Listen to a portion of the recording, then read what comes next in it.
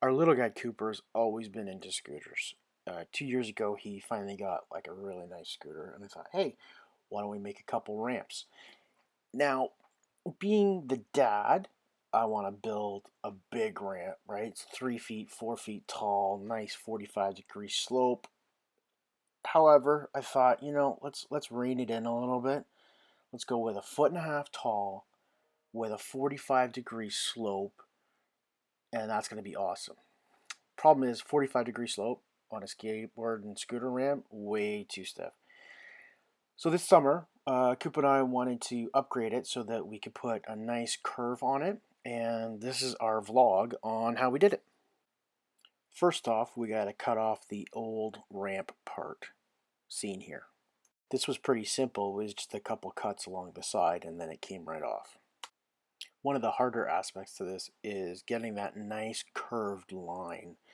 And what I saw is that if you put a screw into a piece of wood far away and then attach a rope to it and then a pencil at the other side, you can just do a nice curve. Isn't that a pretty whiteboard that I got for you? So sexy. Time for a hammer drop. Problem is, we didn't have any string. So we ended up having to go to the pharmacy at the end of the street. They didn't have any string either, but Sid, superstar smarty pants, came up with the idea to use dental floss. It worked. Here you'll see us mark out and then cut the subsequent cuts from the first, what I'd call it, a template. It's always nice to have the little guy helping me out, and he's got his safety glasses on, or what he thought was safety glasses. Really, they're Van sunglasses, but it's all good. You know what? We make do with what we got. We're not Mike Holmes making it right with a huge production TV budget. We just do what we can do. Time for another hammer drop. Now, of course, when you do these kind of cuts, they're not going to be perfect across all four. So what we did was we clamped them all together and started sanding to try to get it as smooth as possible. We were using a 60 grit to really try to take a lot of edge off.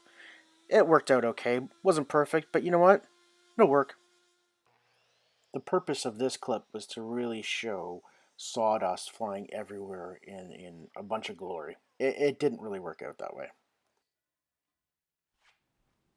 The outcome we did get was we have some nice wood for the bottom cross section to keep those pieces together, and it allows us to put the curved or sloped pieces against it, keep them in place for when we put the top board on.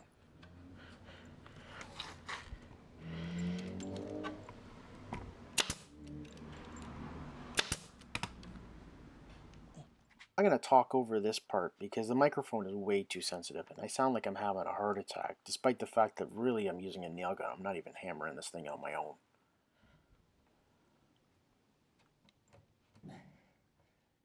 Time for slow motion sawdust flying. If you didn't see it there, let's do it even slower. Oh, yeah.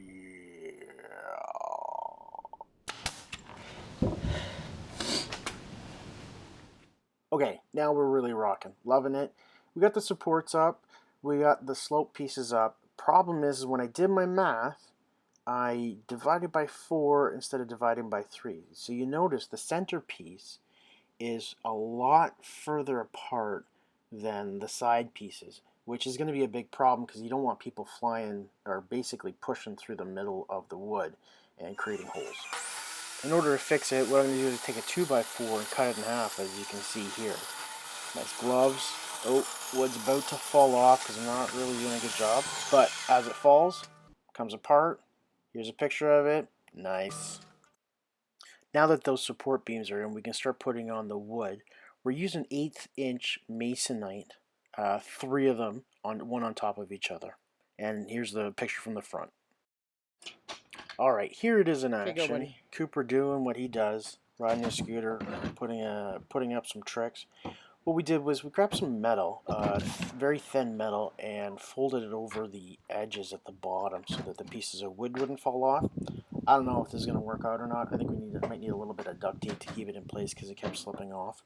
Right now, you'll see in this clip, we took the metal off because I was a little worried that he would slide down and kind of cut his legs or something like that on it. So got to figure that one out. But all in all, pretty good build, and I think it's working out pretty good. Not that expensive. Coop's happy with it, and hopefully, if you're friends of ours, come over and try it out yourselves. Cheers, guys.